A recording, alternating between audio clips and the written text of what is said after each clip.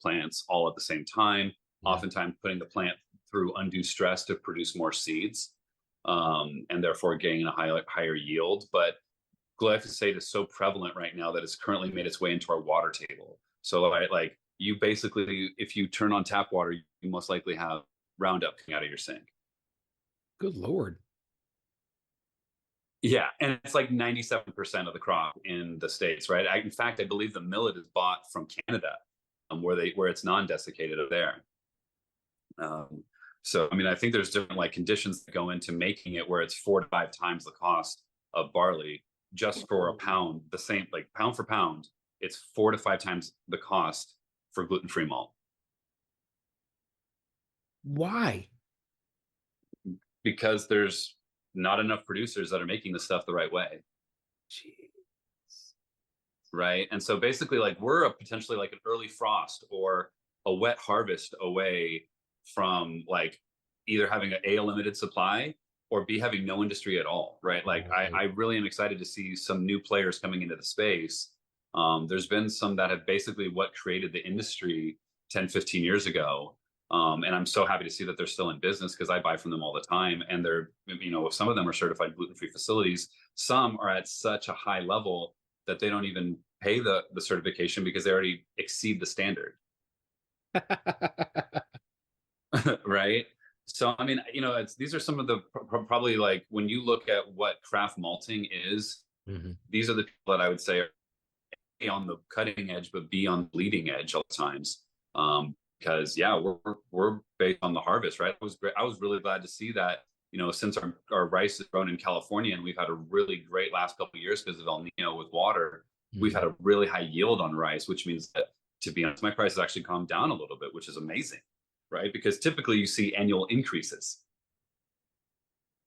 Yeah, y'all have had a crazy amount of rain. Yeah, so we're really happy about that, but that doesn't always continue, right? We had a 10-year drought leading up to that, I think, Yeah. or something like that. So we definitely count our blessings, and I think that one of the things that is really kind of cool is that any of the customers that go in and they look and they research a little bit deeper into kind of what we do and how we do. I think that's one of the things that really wins them over so well, is that it really is like as grassroots as it can get. And that element of cost has actually really, I would say, in many ways stifled our growth, right? Also, I think COVID was really difficult, right? Like, we grew during COVID, but still the goalposts had been moved because all the banks were focused on was PPP, Yep. basically. And then you had this transition to where they're now like in this additional phase of like kind of auditing all the PPP afterwards. But then also they had changed kind of a lot of the requirements, right? Instead of needing 5 years in business, you needed 10 years in business and other stuff like that. So there was a lot of ways in which they disqualified that young startups, business that probably in another time we would have been able to get an SBA loan a lot easier, right? So I think that's one of the things that we've kind of looked at is that, a lot of people think we're much bigger than we are, right? It's like, no, it's basically myself and my wife and two people that run our bar. And we deliver the beer all the way from Chula Vista in San Diego all the way to Shasta near the border near Oregon. Wow. So yeah, so it is definitely a labor of love, right? We are fighting that battle for our customers so that they have that seat at the table again. That is so much windshield time and either obviously listening to Brewsers podcast or music. Like that is that's more than a day trip because I've been in California. Y'all are very tall. Y'all are some. Yes, Y'all, we're it's long and skinny. Yes. yes, long and skinny, just the way ladies like it. And you, Right. there's a lot to from San Diego all the way to Oregon. There's a lot going on there.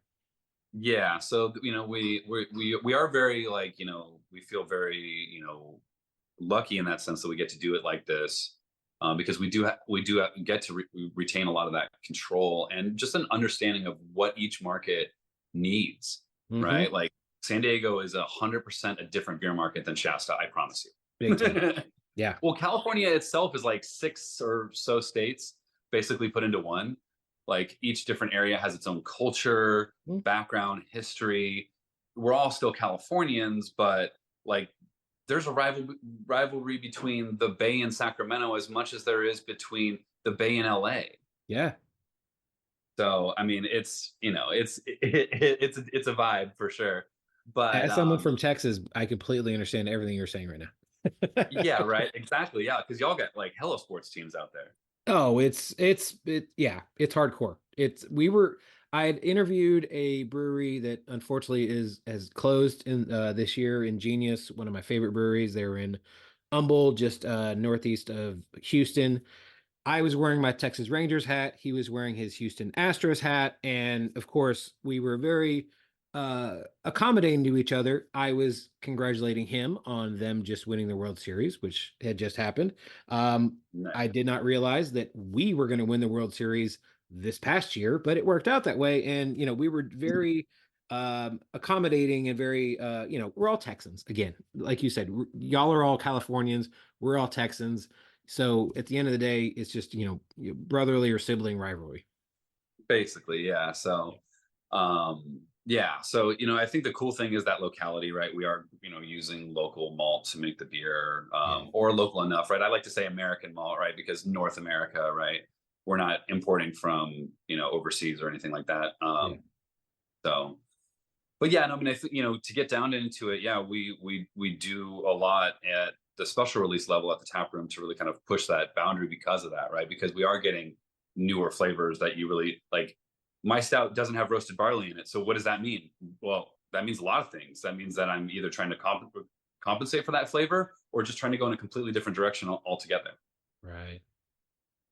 Yeah, I was going to ask about that because as much as, there's so many breweries out there that tried to do gluten-free beers or, some of them have succeeded, some of them just attempted it and then kind of, all right, we tried it, kind of like the seltzer craze. They're like, all right, well, we're done. We don't have to keep doing that. Y'all obviously, because of health benefits and, obviously it's just a different way of making beer. Y'all continued with it. What kind of, I wouldn't say like challenge. I guess it would be kind of challenges. What kind of challenges have y'all faced when it came to making beers? And has there been a beer that you have been trying to make, but you just taste wise haven't got there yet, or you just haven't found the right material, or I guess kind of walk us through all that. Yeah, no, I mean, I haven't really been too worried about it at this point, right? Like, I think that there were some brewers that started brewing like early 2000s or even prior, right? That there really wasn't any gluten-free malt and they were going down to the feed store Right. and buying and malting their own bird seed that was millet. And then, they basically drying it out or figuring out a way to kiln it or whatever on the stovetop to make darker malts, right? Or their popcorn roaster or whatever the heck. And those are the true pioneers in the gluten-free space, if I'm being entirely honest, right? I think I've benefited a lot from those people, and actually had a chance to try some of those people's beers before they passed on. In one context, I mean, a good friend of mine, Ed Golden, um, basically made the best Hefeweizen I've ever tried, and I've had a German Hefeweizen before, and he didn't use barley or wheat. He used rice, millet, and lentils, and it was to this day still probably one of the best beers I've ever had in my life. Wow. Yeah. So, and that's why I think one of the things that really kind of inspired me to go even deeper, right, is when you meet this person who's like been doing it before we even had enzymes, you know, commercially available enzymes that now have been made to brewers by places like Gluten Free Home Brewing, and now by places like Gluten Free Brew Supply. But yeah, basically, like he was using no enzymes whatsoever, right? Because there's this element and this is basically what the research has shown, is that there's an incongruent uh, gelatinization temperature versus saccharification temperature with these grains. So basically, what I'm saying is that the moment if you were to heat them to their gelatinization point, you would denature their enzymes. So that in of itself can make a brew day difficult. There are certain ways around that. We call it the Lavery method. And from where I'm from, there's a couple different research papers that have been published through places like UPenn that call it the XGM. But basically, what it is, it's a decantation mash, which is not a decoction. It's a modified decoction where you actually strip off about 2/3 of the mash liquid, then heat the mash to gelatinization temperature, then cool it down, then add the enzymatic water back to your nascent mash, and then you saccharify. But that oftentimes can require specialized equipment and is isn't so feasible at scale because most of the large production craft vessels that you'll see are actually really built more for barley brewing. Mm. So you have to kind of make some adjustments.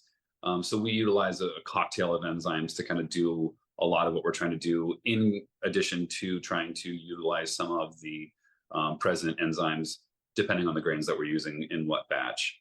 But yeah, so I mean, the cool thing is that there's colored malts, there's dark malts, there's roasted malts, there's caramel malts.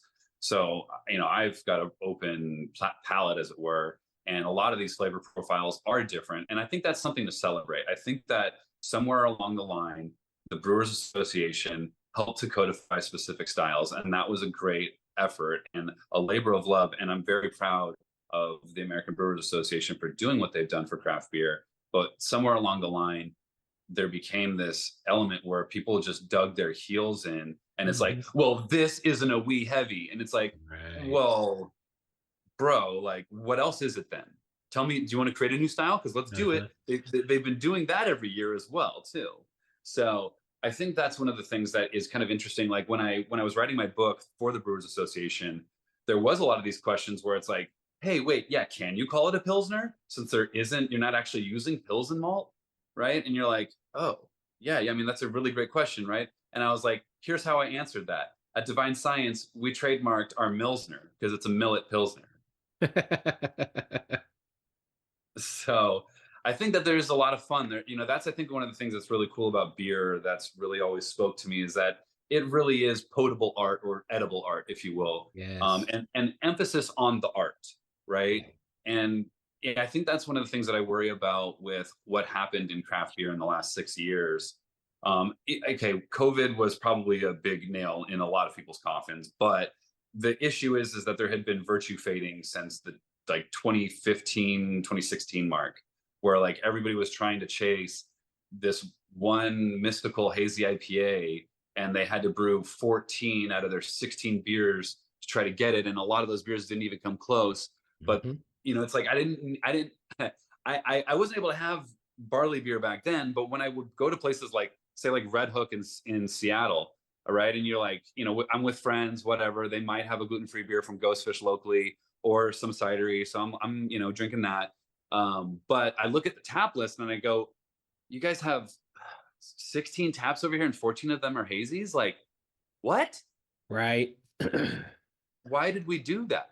Why did we allow, as brewers, why did we allow the masses to scare us like that? Right? Like, it had to be successful. I think that's one of the things that's really tough, is that when you have that basically gun to your head, you're no longer creative. You're just Mhm. basically like going off trends, and that's a problem, right? You know what I mean? Like, kudos to the breweries that are out there right now that are still pushing boundaries in this economy. Honestly, Mhm. without them, it struggles to feel like craft beer sometimes, because I walk into my average large chain grocer and I see 18 different IPAs that probably have a somewhat of a similar hop mixture, just because they know that's what's going to sell, but they have to do it right. Like, a brewery recently had an AI create a recipe for them, and it was fucking hilarious to me. Sorry for the French, but basically it was like 90% pale, barley two row, 1.5% carapils, 2%, melanoidin malt. I'm like, that looks like every other IPA recipe I've ever seen. And then I was like, oh, let me guess. Mosaic Simcoe Galaxy. Oh, what do you know? Like, you're like, Mm. okay. Yeah. That's one of the things that's the issue. It's like, AI will never be art, first and foremost, because it has no idea what the true human condition is. The Yes. true human condition is suffering and pain, and Yeah. through that suffering, creating something beautiful for others to experience and enjoy with you. Because that's Mhm. what it was for me, and that's why it always feels like art. Every time I go into the brewery, whether it's a 15-gallon batch or a 15-barrel batch, there is that element that I'm rising above that pain I felt, that feeling of just, no, you can't come to the party. You can't drink the beer at the party. You don't have a seat at the table. Um, I mean, I'm like, seltzer? That's the best you got? Ugh, ugh. That was yeah, I mean, it's quicker, it's, for people who I mean, it's a gluten-free option as well, If the facility And actually tests the water before they brew, that's well, the biggest issue, is that if you do it on exactly. a cross-contaminated system, it's probably not safe. Right.